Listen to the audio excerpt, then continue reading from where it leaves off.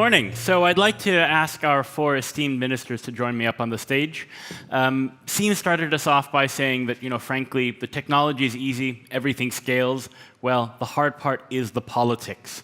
And the four gentlemen we have here on the stage are all consummate experts in this area, but they're also quite remarkable gentlemen in their own right. So I think you'll enjoy this next hour that we have with them, where we can talk about the difficult business of governing. Please, give a warm welcome to our four ministers.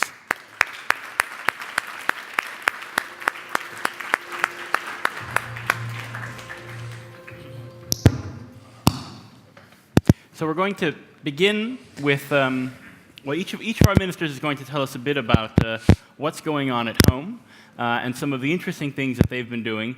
And then we're going to grill them, and we're going to get into the hard politics of the matter. And their job is to be grilled both at home and abroad, so I hope they don't mind that some of the questions will be tough and really get into the business of what their work is about. And I think we're going to start on the far left here. Mr. Zunaid Ahmed Palak is the State Minister for ICT in Bangladesh. He is the youngest minister that Bangladesh has ever had, I believe. Is that correct? And he's going to tell us about some of the really impressive work that has been happening there, the incredible leaps that they've been going through. Please. So thank you very much, Luukas, for giving me the opportunity to share some of our thoughts and strategies from Bangladeshi perspective.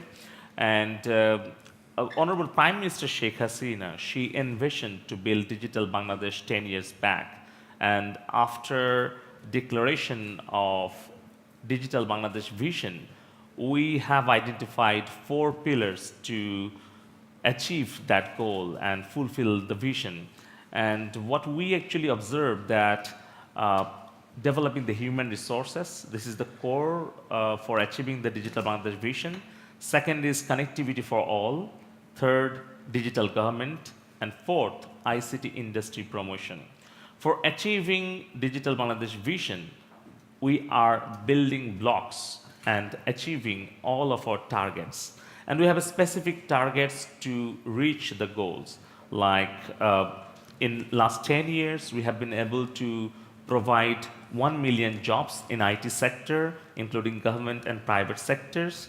And also, if you look back 10 years back, it was only 5 million internet users. On that time, the price of internet was so high because people couldn't afford, because it was near about $1,000 per Mbps. And it is now only like $2-3 per Mbps. And that is why for rolling out internet broadband connectivity up to the village level and reducing the price and awareing people for using the internet, now we have 93 million internet subscribers. And if you talk about the digital government service providing, we took a very unique approach. Honorable Prime Minister Sheikh Hasina took bottom-up approach. In Bangladesh, we have actually started digitization from village to town level. We have set up more than 5,000 digital service delivery centers where near about 6 million people are getting services every month. More than 200 different types of services we are providing. We are focusing on 3 different categories of citizens, like who are digital natives, who born and brought up with internet. Second category is adapters, who are transforming themselves for using digital devices. And the third category is outliers, who don't want to use internet. So that is why we are designing all the digital services for these 3 different types of people. And we are measuring the digital services by reducing time, visit, and cost, so that we can make easier all the services to the doorstep of the citizen. And third is connectivity for all and the e-governance service. Fourth is ICT industry development, because without having a vibrant ICT industry, you cannot transform your economy into the digital economy. And if you look back 10 years back, it was only $26 million ICT export. By introducing business-friendly policies, we have been able to reach near about $1 billion ICT export.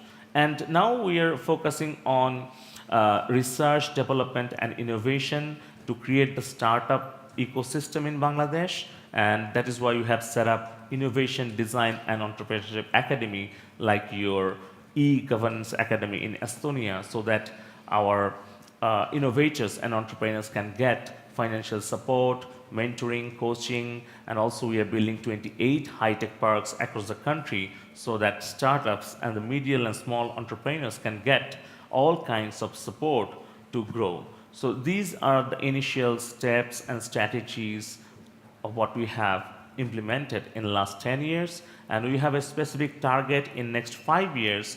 Our ICT export will reach $5 billion, and also 90% of our digital government services will be available online, and also we'll be able to provide 100% internet connectivity for 160 million people.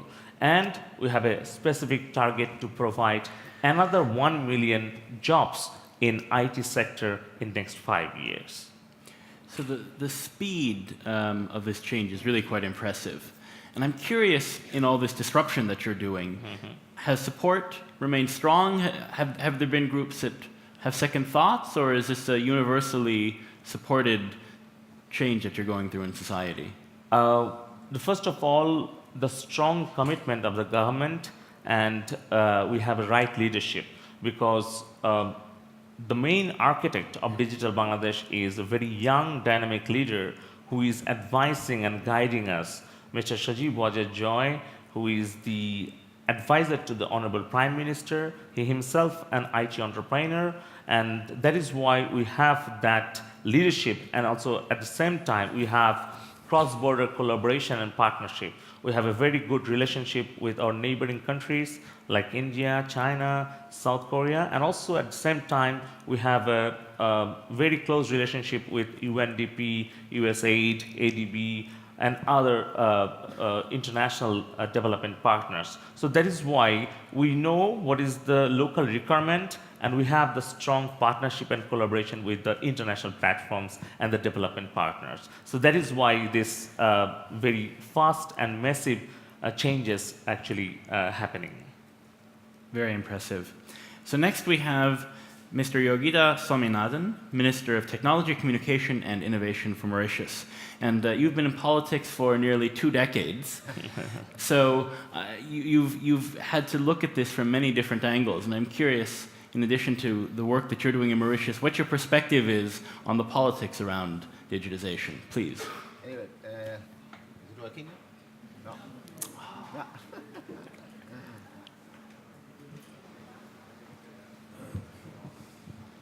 I think we have a microphone coming here. Excellent. We go to the old Yeah. system. Well, we have a fallback option. You know, sometimes fallback options are very useful in the digital world. Thank you, Luukas. Good morning, everyone. Actually, it gives me great pleasure to be here today among you in this e-governance conference. First, I'll give you a brief insight of Mauritius itself. You know, Mauritius, the IT industry started all in 2003. We were quite a young industry. And that was the vision of the then Prime Minister, who is now the Minister Mentor.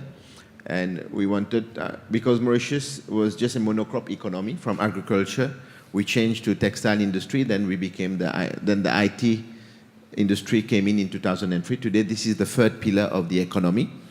And we are moving ahead. Now we have more than 25,000 people employed into that sector and more than 750 companies registered under the IT sector. And today, the vision of this government, of our new government, is to digitalize the whole country. So today, the fiber to home project is 100% completed. So everyone is fibered in Mauritius, everyone is well connected. And now we are moving into e-government services, just like the X-Road here in Estonia. We have the Info Highway project in Mauritius, it's already launched. And by the way, this year for 2018, we were the wisest champion for 2018 for the Info Highway project. Actually, things are going into the right direction. But one of our major challenges is that, yes, we are developing lots of apps, we are developing all the e-services, but we need to get the public to use them. This is one of our main challenges. Just like this year, we've launched the motor vehicle license online, so that means payments for road tax online. But unfortunately, we've seen that the amount of people using that services, which first of all allow them to save time, and secondly, to get it done straight away from their office. No need to go to the post office or to go to the National Transport Authority to pay for the road tax. But we see that there are very limited amount of people using these kinds of facilities put at their disposal. But this is one of our major challenge in Mauritius, is mainly to get people to use this system and also save a lot of time, and at the same time let them contribute further to the economy of the country, I mean by doing their own work instead of going out to do administrative service. And we have also introduced for the building permits also, so that people don't need to go, to build a building, to build a house in Mauritius, you need to go and apply for different kind of permits. Now everything is centralized online, so that everything is done online, and all the services in Mauritius are interconnected so that everyone talks to each other online. So no need to go there physically. These are the major challenges that we want things to get going in Mauritius, to get people to use them so that we can move ahead. And everything is really getting into place now, but we need some more time. I think education will play a major role. This is why now we have changed our whole academic system as well. Now we have the 9-year schooling. We have introduced coding in school. We have introduced robotics in school. We have lots of projects now. We are going into artificial intelligence.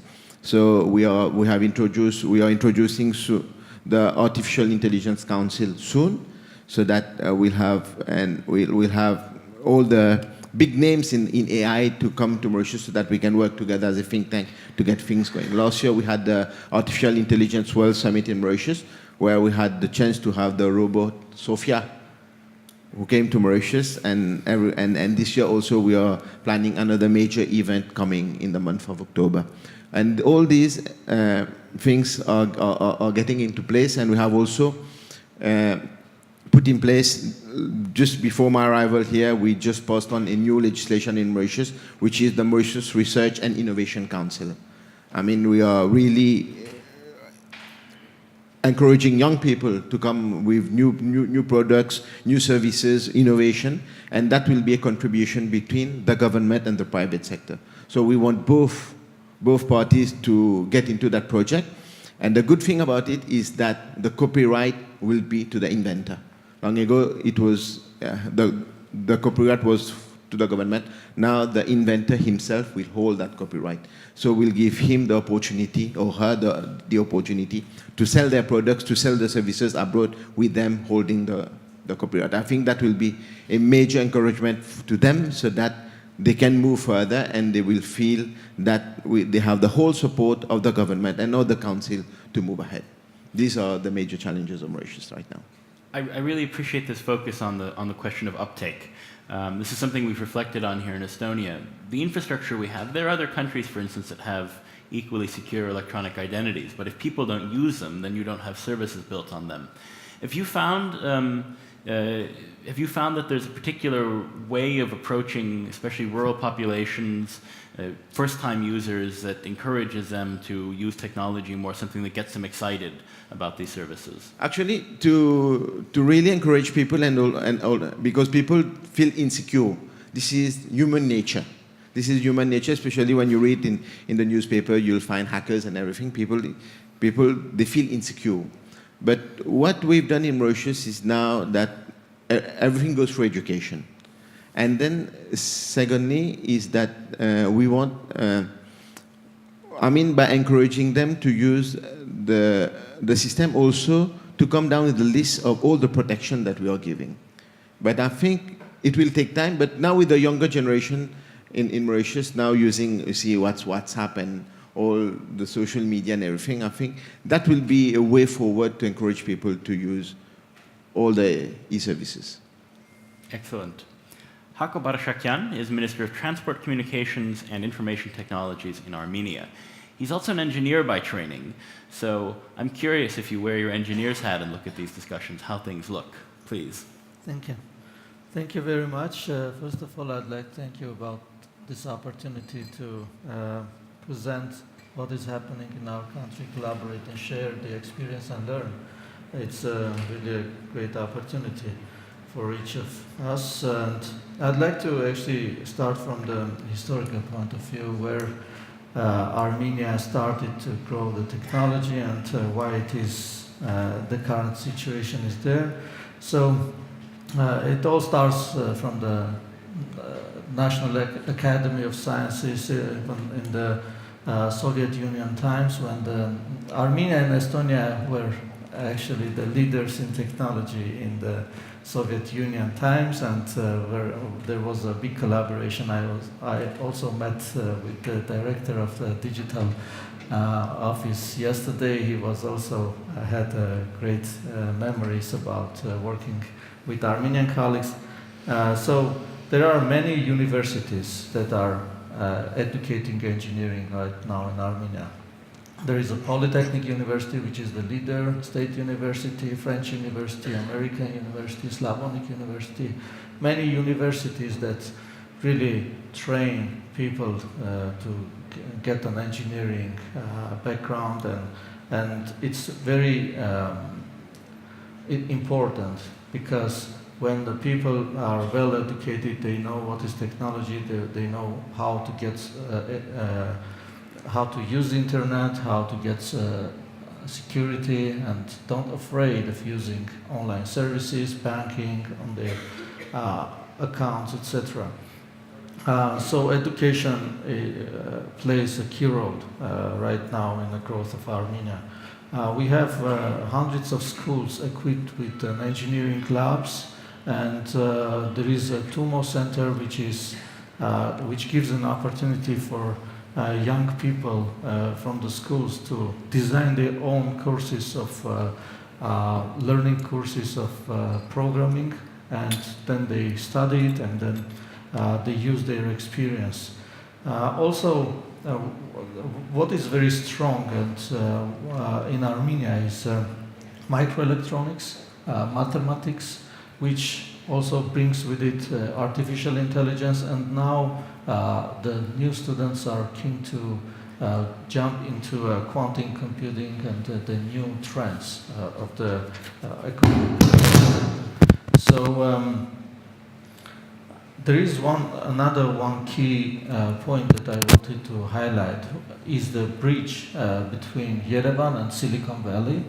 You might know that Armenia has a big diaspora outside of Armenia, more than 7 million people, roughly double more than live in Armenia, and many of them are entrepreneurs. Some of them live also in Estonia, and our Estonian colleagues might know many Armenians living here.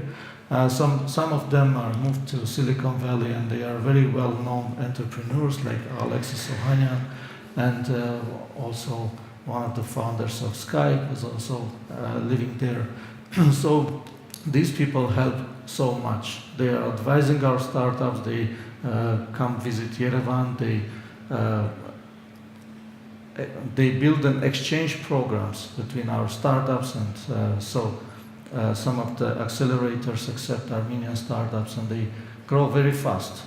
So I'd like to also open this opportunity for other countries, other startups. We are ready to collaborate and create some collaboration centers when the startups could jump in and then use this opportunity of bridging using Armenia's diaspora in the Silicon Valley. When it comes to digital, I would say that it's very well grown, but not enough. In Armenia, we have more than 700,000 ID cards holders in Armenia. Roughly all the business, 100% is running ID cards for digital sign.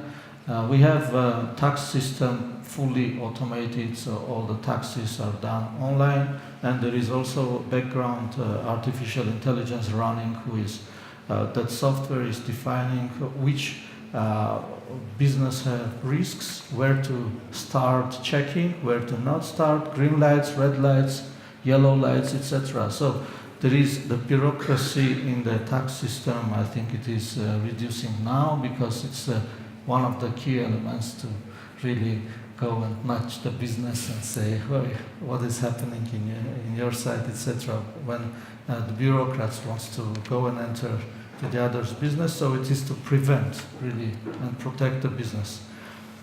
From the governmental point of view, we are very serious about making Armenia a high-tech industrial country. It was the main statement of the new government, so it is in the first line and the first priority. Currently, it is more than 6% of the GDP, around $1 billion revenue, but it has been growing very fast in the last 7 years. The growth was 5 times in the last 7 years, so it's growing very fast. Also, taking in account the education and also the historical point of view. The government is very serious about this, and if you read my title now is transportation, communication, IT, so etc. So what we want to do is to cut this name. So we will remove the transportation and road making part and give it to the infrastructures ministry, and we bring in the digitalization part and also a startup ecosystem, which includes venture funds, accelerators, incubators, research, a part of the research which is related to the startups. And we are just forming this ministry. The law is already passed through the parliament, so in the next week we are starting forming this new ministry. This is how serious we are about the technology. So I'll be leading that ministry and would be happy to collaborate in the future. And one more thing that is very important I'd like to highlight is we are holding a World IT Congress 2019 in Yerevan this year. It's from October 6 to 9. I'll be honorable to host all of you in that event. It's one of the major events, and then we will pass the flag to Bangladesh the next time. So I would like to invite all of you to attend that event. Thank you. Have the follow-on organizers been decided yet? We could get the whole panel engaged. So we've been talking about the governance aspects here a lot, but also I'm curious about the political side of the use of these technologies. Armenia had a very interesting political upheaval, some say revolution, about a year ago, a little bit more. How did digitization play into those political dynamics? Yeah, it's a great question. Thank you for the question. Actually, the infrastructure is very well grown in Armenia. We have 4G plus network almost over 80% of the territory. And we have been piloting 3G, the first countries of the world, and people can enjoy the mobile internet roughly in all of the territory of Armenia. So what happened, the current prime minister, the leader of opposition who led the country to the revolution last year, the peaceful and love revolution, how we call it, he was just getting live in Facebook, and thousands of people were following it online, and they had an opportunity to follow it through their mobile phones. So what was happening after when the prime minister had to close the roads, it was happening like in 1 hour, all the territory of Armenia. So and it also brings the opportunity for people to use their phones, connect online, and also enjoy the other functionality. So we also educated people to really use their smartphones in the other way than they used to be used. So I think the influence of the technology on the politics and the country's growth is tremendous, both in political and social view. And I would encourage everyone to really educate their people to use it. It reduces the bureaucracy, it reduces and it increased the involvement of the people into the government. Thank you. Thank you. Now, last but not least is Qubad Talabani, Deputy Prime Minister of the Kurdistan region in Iraq. And you too are an engineer by training. Yes, yeah, I'm also an engineer. and just distinguished Prime Minister, guests, ministers, it's an honor to be here. It's my second time in Estonia, my first time attending this conference, and I'm very delighted to be here.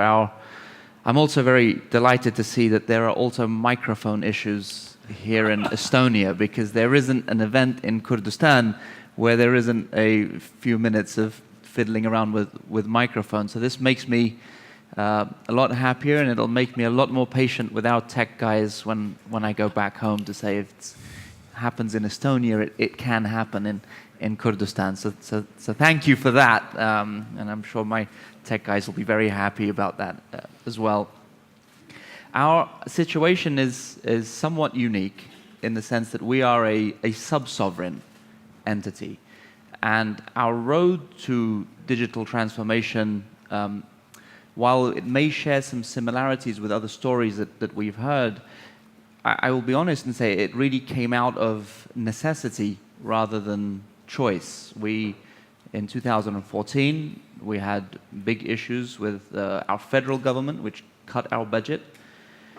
We had a war. ISIS invaded the country and took over a third of Iraqi territory. This led to huge population migration, resulting in 1.8 million people being displaced, moving to the Kurdistan region, ultimately increasing our population by 30%. This all took a toll on the infrastructure and our resources. If that wasn't enough, oil prices plummeted from $140 to $100 to $100 to $60 to $40 to $20.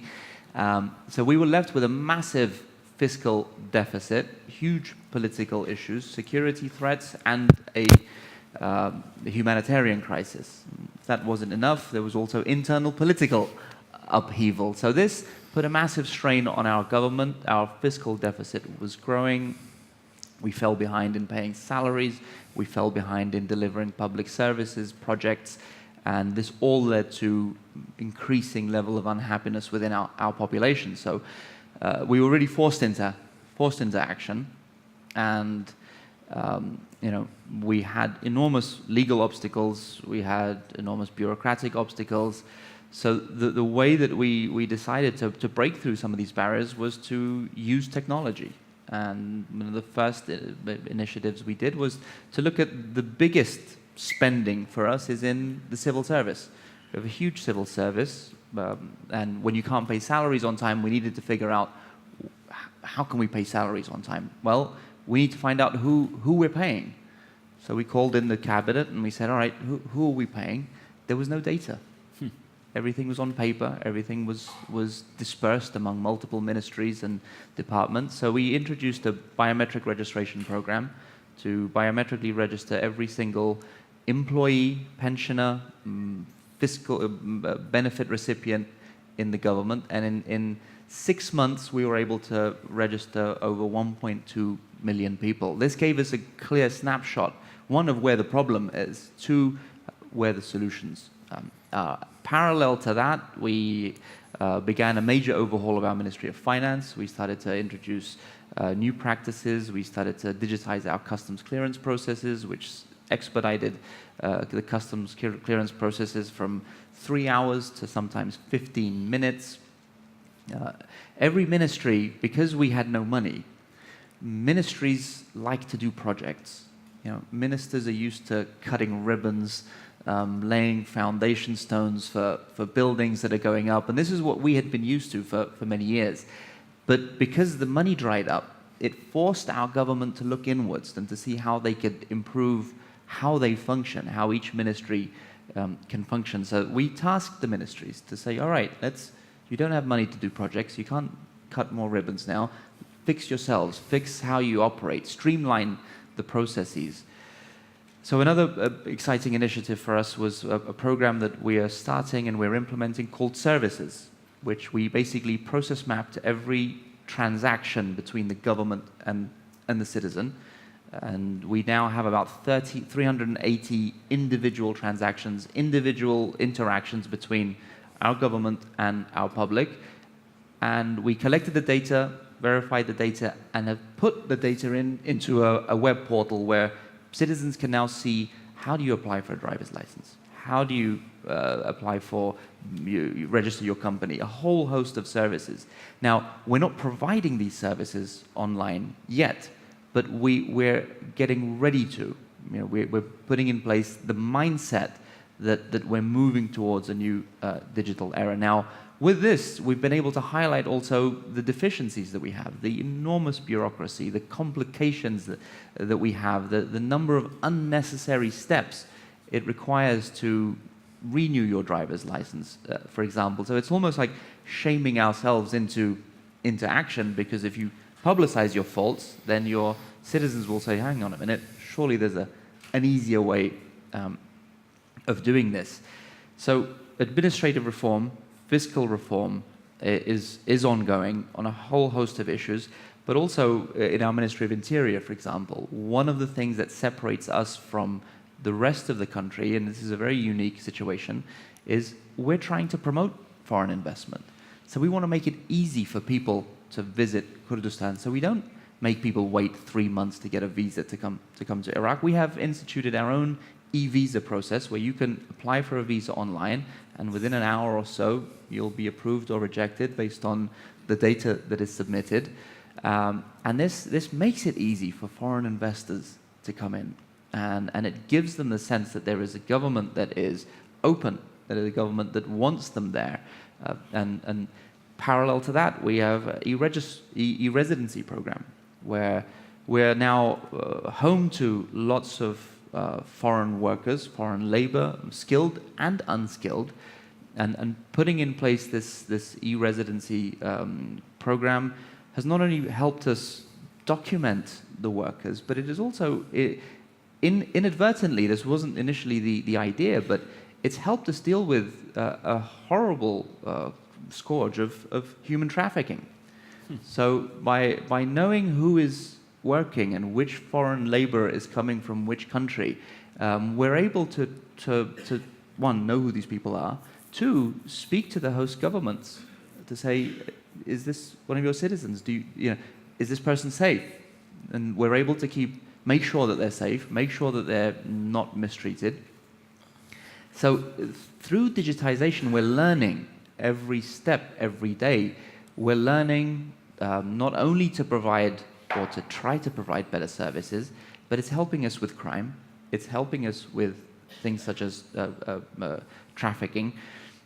And it's also connecting Kurdistan, which is physically landlocked and sub-sovereign, where we have little sovereignty on the ground, but we're starting to develop digital sovereignty.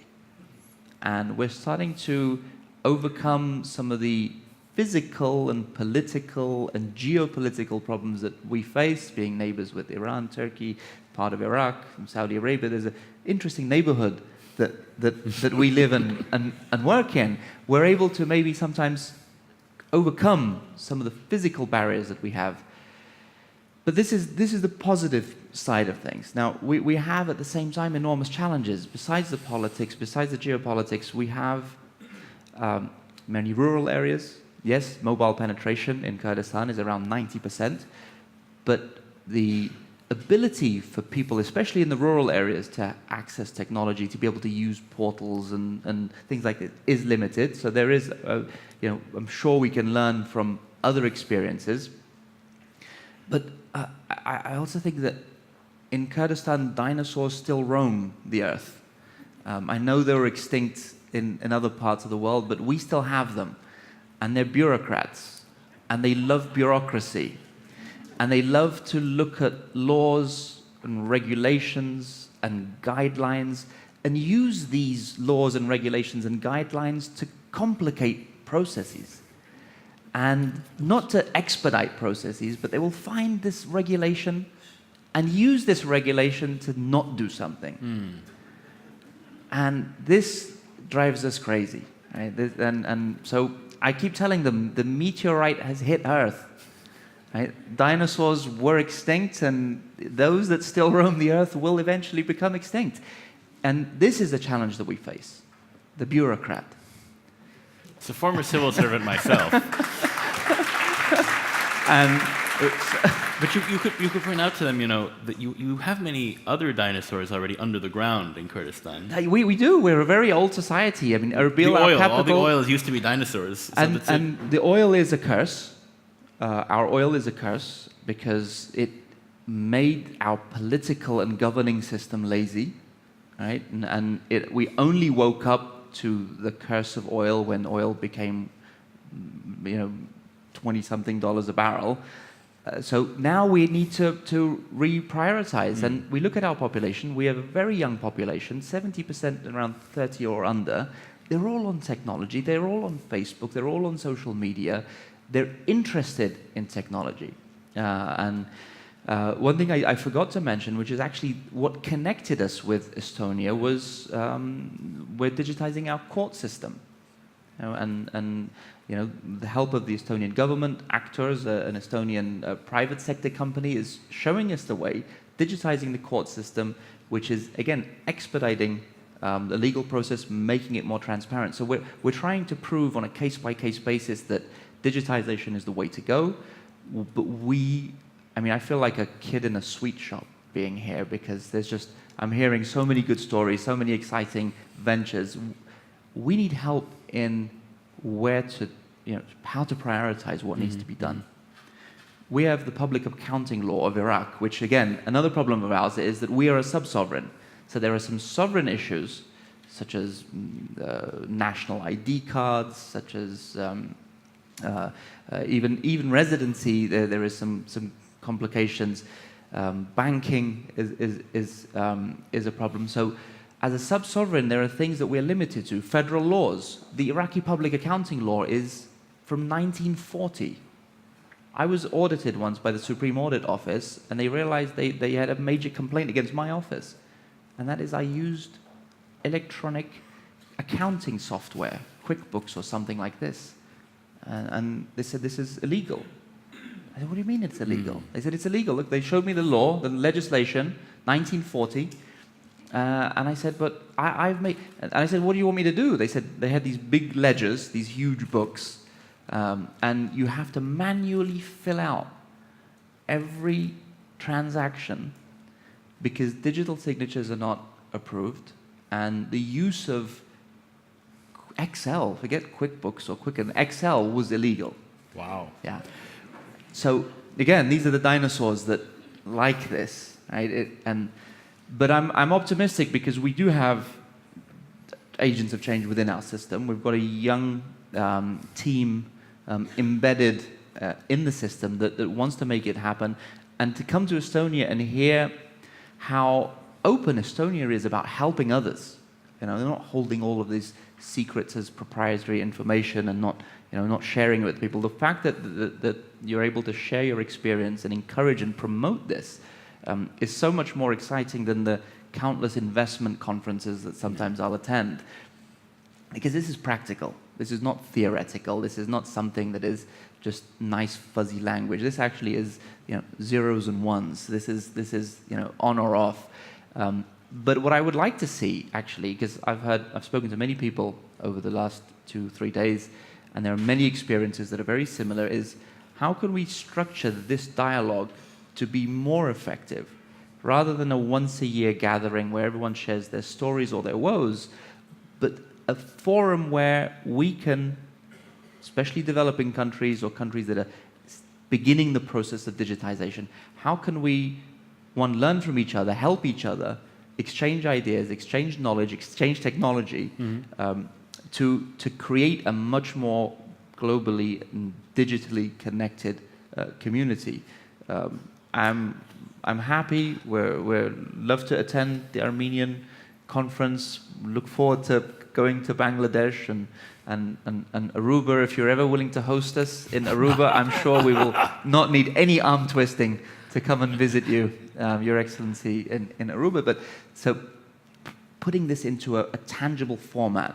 I think that's a good question. And in fact, it's time for the questions. And I want to take this question and turn it around. And I mean, all four of you are incredibly inspiring. And I was sort of doing a mental list of the initiatives that you've mentioned. If you put those all together, you've got the best e-government in the world right there. So not that I'm suggesting you pool your sovereignty on this question or anything, but the fact of the matter is you are all leaders. Not everyone is a leader. Not everyone in your countries is a leader, and not every country is itself a leader. I want to ask about the difficult part of your job. What is the hardest challenge you face as a minister?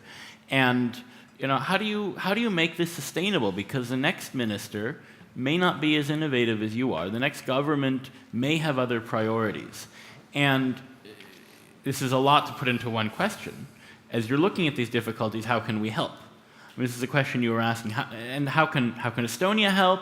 How can countries help each other? How can the global community help you? What is the support you need to be effective as ministers to keep on pushing this change? Please. Okay, thank you. Actually, we have shared all of our success stories and also challenges. Honorable Deputy Prime Minister, he mentioned a lot of things, what we are actually facing, and we have to overcome all. In my observation is the main challenge in front of us is increasing the digital skills gap, because you see by 2020 more than 90% of jobs in the European Union will require digital skills. So you can understand across the globe the same picture is in every country in the globe. So my consideration is how we can actually reduce these digital skills and we can scale up our current skill set. Because when we talk about the fourth industrial revolution, how we can actually shape our country, how we can shape the whole world by facing this fourth industrial revolution. And in Bangladesh, we have more than 600,000 online individual IT freelancers, according to the Oxford Internet Society report they published last year. So now, the many jobs are actually replacing by artificial intelligence, robotics, and many other disruptive technologies. If we could not able to cope up with all these changes, it would be really difficult to shape the fourth industrial revolution. And for that reason, if you talk about the administrative workforce, like bureaucrats or students, teachers, in education, health, or employment generation, the main thing is scale up the skill set and also how we can create the digital skill set. And for achieving all these targets and overcoming these challenges, in Bangladesh, what we are actually doing, we are setting up IT training and incubation centers in every universities, and also we are encouraging our kids to learn how to code, how to program, because it is equally important to learn coding and programming with math, science, and some other technologies. And that is why in our 170,000 educational institutions from primary level to university level, we're setting up digital computer labs. And we have made mandatory information communication technology subject as the mandatory subject from grade 6 to 12, and now we are going to the primary level. And I have already mentioned about we want to create the startup culture in Bangladesh. We want to encourage our future generation to set the problem solving mindset, because without having the problem solving mindset, we cannot actually cope up with this rapid and massive changes. In Bangladesh, 80% of our population who are below 35, and we have 80 million young workforce who are below 25. So we have a huge demographic dividend, and we'll be enjoying till 2041. And that is why, if you talk about Bangladesh, we are champion in providing the mobile financial service. Gates and Melinda Gates Foundation invested in our Bikash, which is one of the largest and and number one mobile financial service provider. In Bangladesh, we have 50 million mobile financial bank accounts. So 5 years back, all the poor villagers, they didn't have any banking access, but now they are enjoying the banking facilities. At the same time, in Bangladesh, the leading motor vehicle sharing app is Patao, Shohoj.com, they are leading, and Uber is competing. So this is how our homegrown solutions are actually taking place in the digital economy. So currently, we are the second largest garments exporter in the world after China, but we are facing severe problem by the automation and robotics. So that is why we are setting up some center of excellence on frontier technologies with the partnership of IBM and different international IT players. And by this way, we are trying to overcome all these challenges. So in my consideration, this digital skill set is the main challenge to create. Thank you. I think that's very wise. I mean, I think one of the difficulties that you have as a developing country is that the kind of traditional development path of industrialization isn't going to work with automatization, with AI coming in. So it's a very good focus. Minister Sawmynaden, what keeps you up at night? Actually, you see, in the human perception, people think that digitalization, people think of AI, that tomorrow these technology is going to take over their jobs. People see that as a threat. But in other words, today digitalization will help them to improve further. Because long ago we had that perception in Mauritius itself that people think that with digitalization that they are going to lose their jobs, that no more people will be required to do such a specific jobs. Yes, but in other words, they are going to improve themselves. And also that will allow us to improve further, I mean, the whole economy of the country through other major projects. Just like our colleague, the Deputy Prime Minister, just mentioned, is that we have bureaucrats. Yes, they see it as a threat. But today in Mauritius itself, now people are finding that their life, their day-to-day life is no more complicated. It's so simplified and that things are going smoothly. But as we mentioned, is that we need to make the public using these services secured. In Mauritius, we have passed on the legislation to adapt to the GDPR of the European standard. So now the question is to communicate, to make people realize that digitalization, artificial intelligence, using the internet, using the e-services is not a threat. It's your companion of tomorrow. They're going to help you to improve further. This is one of our major challenges. This is why now we've gone to the root of it. I mean, going to school. And also in Mauritius, we have one of our major issues is that we have an aging population.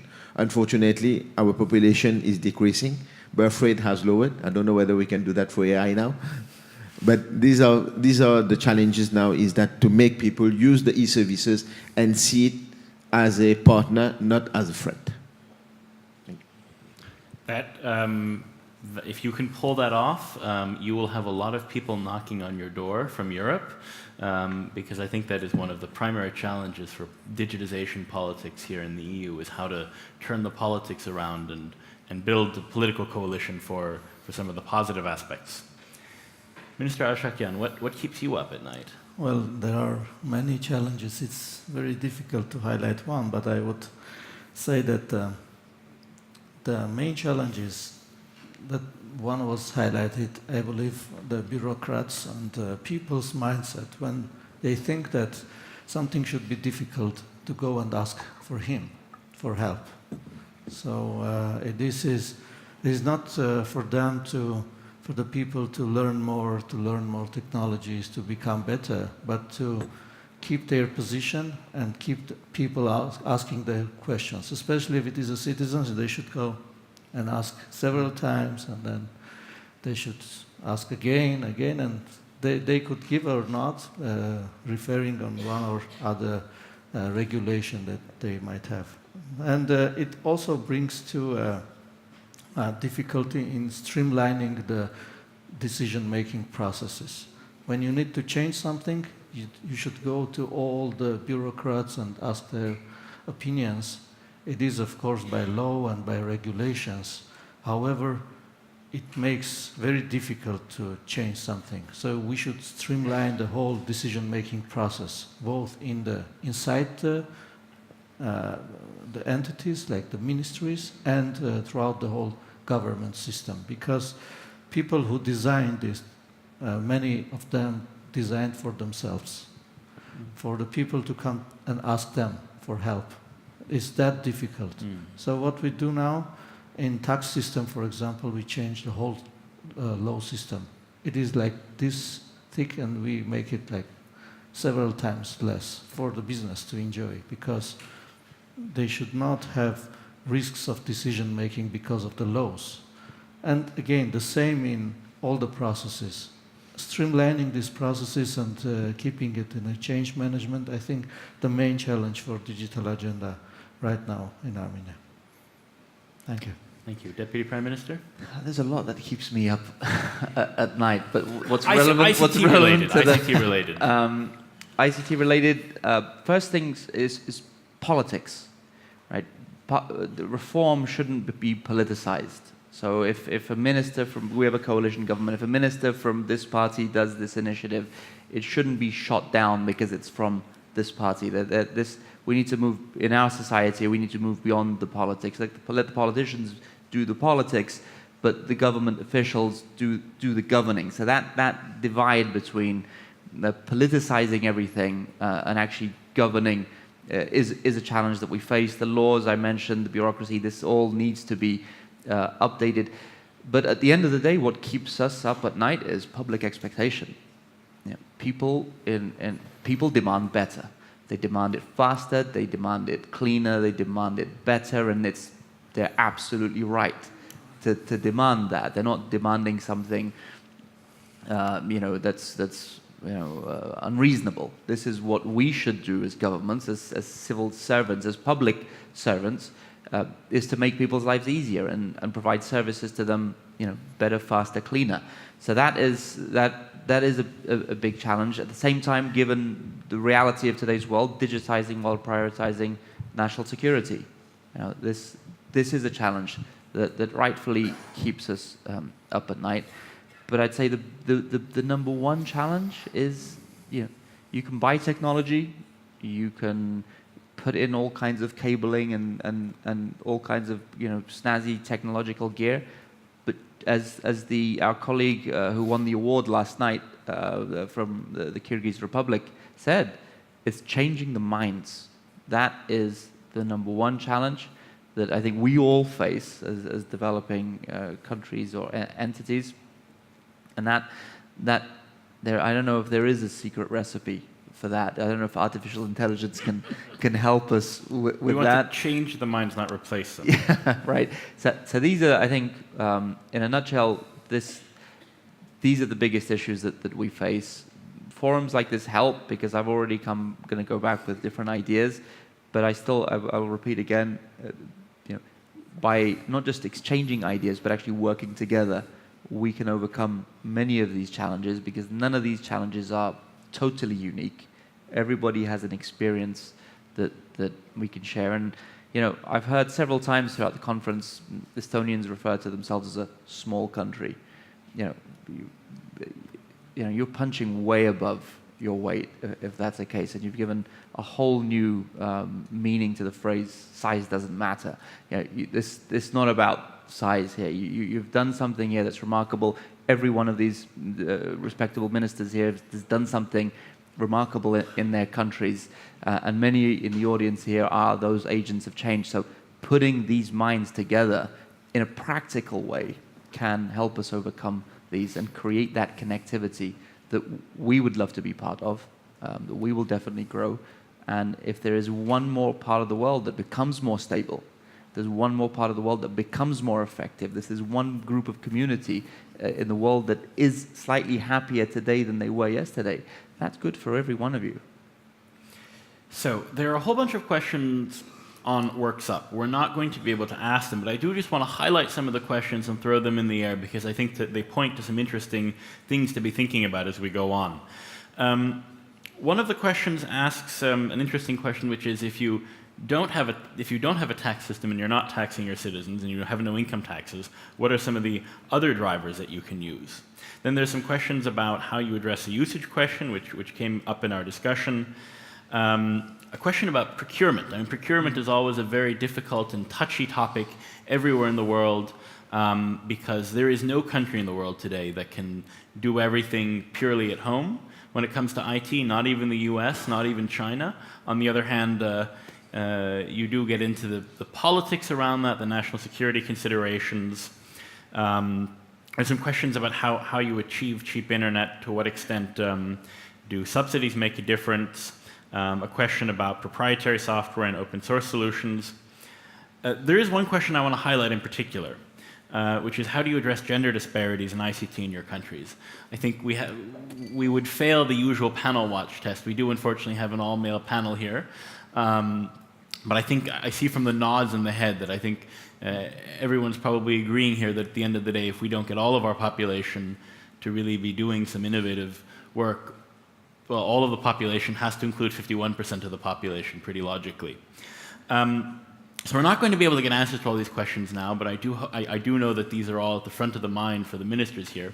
And what I want to say as a former civil servant is that I've really been inspired by the four of you. And it would be an honor and a privilege to be working for any of you. And I hope that you can tell your colleagues back home that you guys are doing a good job, but also that your teams are doing a good job. What I take away from the panel is that while this is a panel about technology and ICT, it's actually a panel about the human dimension, about public expectations, about how you manage the politics. The biggest driver ultimately is skills, because in spite of the noise around AI, it's still human beings using AI. So what we really have to worry about is the human mind behind the API setting the goals. We've talked a lot about the fact that ICT is a tool. It's a tool to make processes and procedures better. It's a tool that our societies can use to accomplish better goals and outcomes, but it's a tool, not a goal unto itself. And that it doesn't solve some of the underlying governance problems that we've had long before the digital era, from slow civil servants to mistrustful populations to complex federal solutions. But it can give us a new way of looking at them, a new light. It's also an equalizer. I mean, let's be very clear. The things you are doing today are cutting edge. And yes, you have challenges that are still developing country challenges. It's very nice to be Luxembourg with a GDP of $80,000 or $90,000 or euros per capita. That's not something you have. It's not something Estonia has either. However, we can also beat Luxembourg in lots of ways. If anyone here is from Luxembourg, no offense. So with that, I want you to give a real warm round of applause for all four of our politicians here. They need a pat on the back. Their work is hard, but they deserve the praise. So thank you, gentlemen.